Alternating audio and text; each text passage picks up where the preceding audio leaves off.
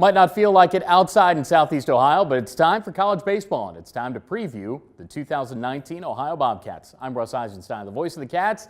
He is Rob Smith, the now seventh-year head coach of Ohio baseball. So the pattern has been, you get in the tournament, you win it all and go to the NCAA tournament. You don't qualify for the MAC tournament. The next year, you get in and you win. Yep. Last year, you didn't qualify, so that means, based on the pattern, because this is how it works, right? You get in and you win it this year. That's a hope anyway. You would hope, yeah. Hopefully that pattern will continue. Obviously in 15, we were able to do something pretty cool. And then 16 we were left out, and 17 we came back and did that again. So we'll see. Hopefully the trend continues. The first place to start is at first base, and Rudy Rode is regarded as one of the best college players in the country, and for good reason. Mm-hmm. Yeah, Rudy's back. I mean, really surprisingly so. I really thought that after the year that he put up last year that he was going to get drafted and move on to the professional ranks. But as it had it, he's back with us, and certainly happy for us from that perspective. And I feel confident he's going to put up another big year, and he'll be playing professional baseball at the end of this season for sure. Much like any other year, there are some changes, but there are some constants too, and your lineup will have some of that, some of the old and some new. Yeah, there'll be a few new faces, There'll be some guys that are back. Obviously, Tanner Picnic, who was a second-team All-League DH, is back in the fold.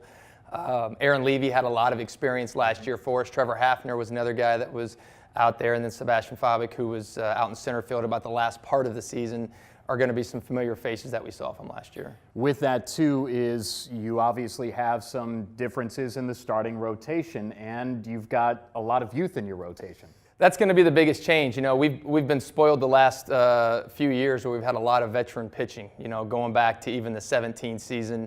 And then even 18, we had a lot of returners coming back. Ran into some injuries when Michael Klein and Butch Baird got hurt for most of the conference year. But this year, it's a whole new look from a pitching staff perspective. The four guys right now that are in contention for starting spots, none of them have any career college starts.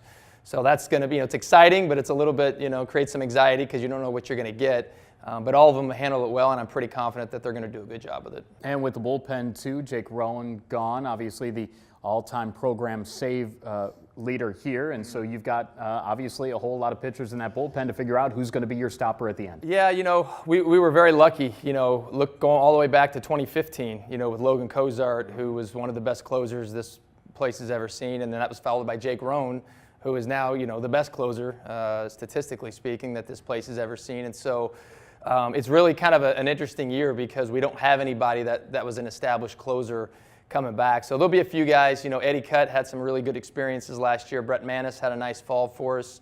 A couple of guys who I think will probably look to try to get some outs there in the last couple of innings. Coming up this weekend, it's the opener against Wofford, and then you're on the road at Cal Baptist. And road life is life for teams basically in the north that play in college baseball. Your thoughts on the schedule and how you put it together? It's going to be a good one. Some of the teams we're playing may not be as recognizable to some people, but Wofford's an exceptional program.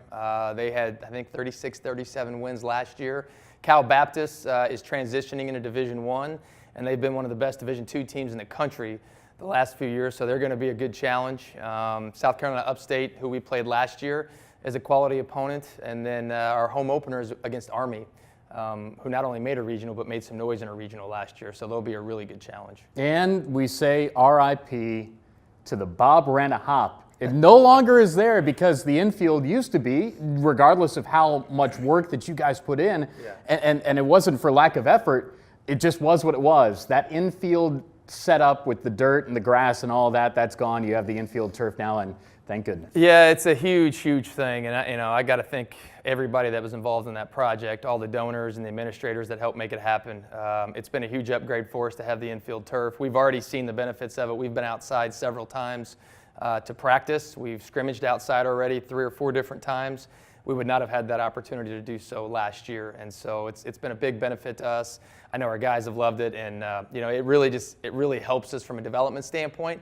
And quite frankly, even the home game that we're going to start up against Army, we wouldn't have been able to play that early in the spring had we not had the turf otherwise. Thanks for the visit as always. Good luck this year. Thanks, Russ. He's Rob Smith. I'm Russ Eisenstein. Our broadcast on WOUBAM at OhioBobcats.com. We'll start off with the MAC home opener. That's against Central Michigan. Don't forget, the season starts this weekend against Wofford, and Ohio will have the home opener against the Black Knights of Army. That's our preview of Bobcat Baseball 2019, and this is Bobcat TV.